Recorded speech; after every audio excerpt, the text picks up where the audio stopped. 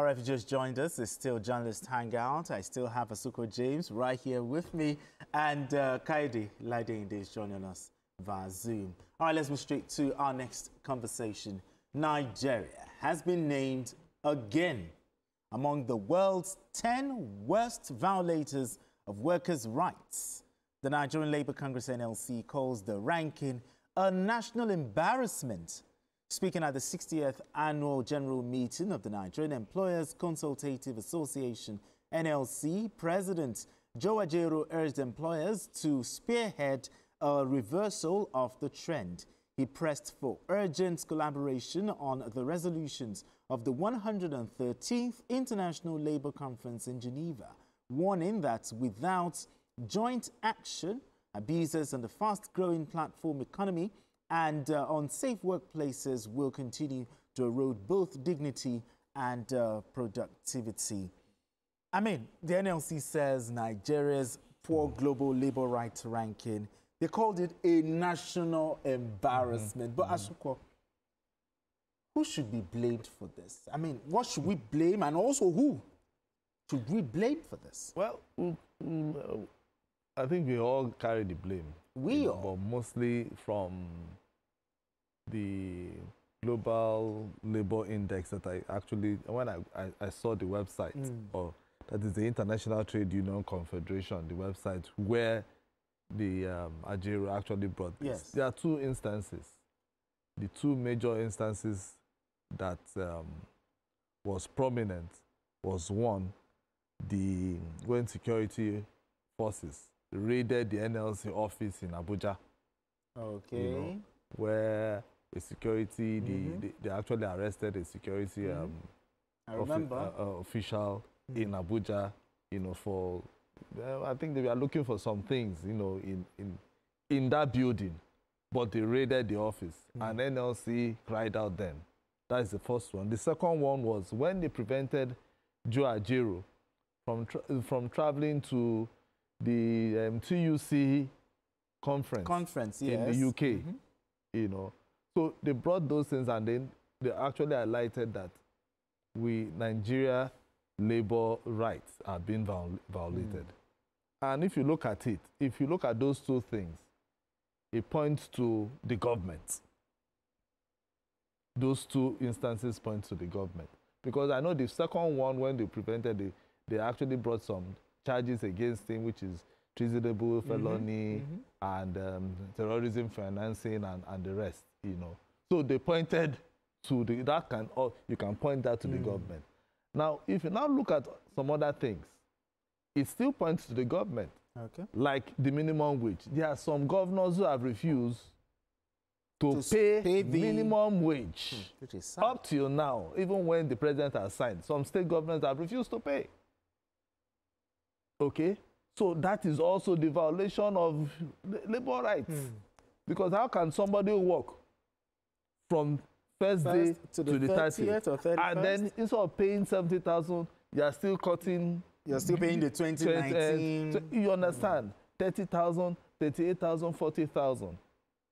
Meaning that they are also violating the laws of the land. Is it also the private companies, private individuals too?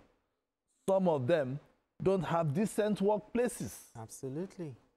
Okay, once you look at all these violations, they listed a lot of things once you look at it. So I think it is just for Nigerians to begin to look. That is why the labor, the NLC, the TUC, and NECA have sat down together, and they are looking at how they can collaborate to see that anybody that is working in Nigeria have a safe workplace and lives and work in a decent environment. You should be able to work in a place whereby you will not be harassed. You should be able to work in a place whereby you know that, okay, once you are on leave, nobody disturbs you. Okay, except they want to pay you, or once, I mean, you understand? There are some places where, if you don't come for prayer, if you don't come for prayer, you get surcharged. Exactly. Oh, you know, there are some people who do overtime. They won't even pay you money for overtime. People will be, meanwhile, you have signed for it. Yeah, they just bring out all sorts so they will bring everything to frustrate you. Okay, so there are so many things the labor unions will have to look at. So for Nigeria to move away from this particular red, because we are in deep red. In deep red, exactly. We are in deep red from what I saw. For us to move from deep red to green or even to orange, it will take a lot of things. Not light red, to green to orange. No, to exactly. green. You understand? To green. It will take a lot of things to be done. I mean, Kaide, how should the Ministry of Labour and Employment, react to this criticism? Just so that we move from the deep red to the green to the orange. How should they respond to this criticism? See, if you look at the introduction you gave, you did say that again, which means that it's been a recurring decimal. In other words, we are dealing with something that has become a culture. We are dealing with something that has become, something we don't even bother again about. And so for this to be brought to the fore, I think we should look at it holistically. I have a lot to say, but I will try and manage my time. For example, Asuko mentioned two issues that were being mentioned.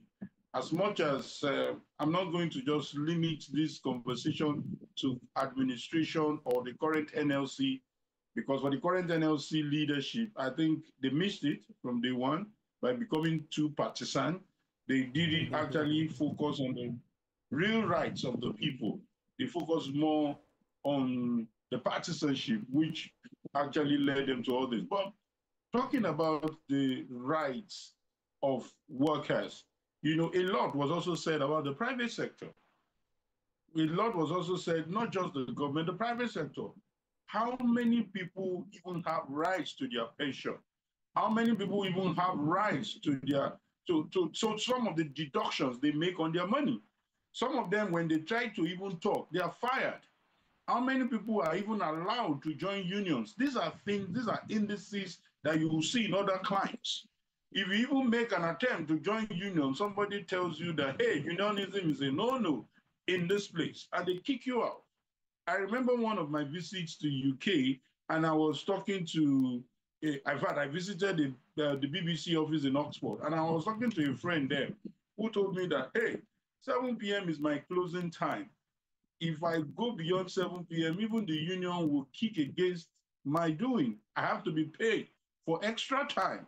I'm talking about in media. Okay. Do you understand? All right, Kaide, please, I apologize. Just hold our thoughts, okay? Because right about now, we are crossing over, to Abuja for a live telecast for the Federal Executive Council meeting in honor of the former President Muhammadu Buhari. But however, journalist hangouts will continue on other platforms. So, Kaide, get back on your thoughts. So these indices are part of the clear signs that we will continue to be in the worst red. I mean, the worst 10.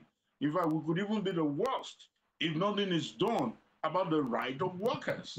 What rights do they have?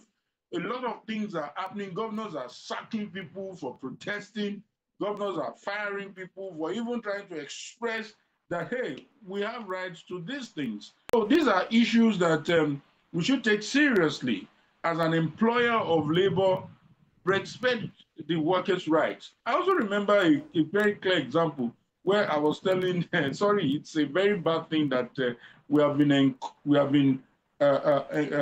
cultured to think that it is hard work when we even do more than the expected time we're supposed to work. And I was telling my cousin who has a dentistry, he's a dentist, he has his own clinic. And I was saying that you are doing surgery and your staff is closing. Can't the person assist you? He said, no, Kayode, you know what they call labor law in America? You don't touch it. This is our closing time. I would rather pay her for staying, spending extra time rather than keeping her. So I have to let you know that it is ingrained, it is part of them. Nobody messes up with the rights of workers. Okay. But, here, for you to even step out, you stand the risk of losing your job. Absolutely. So what concrete steps should the NLC be proposing to reverse this trend?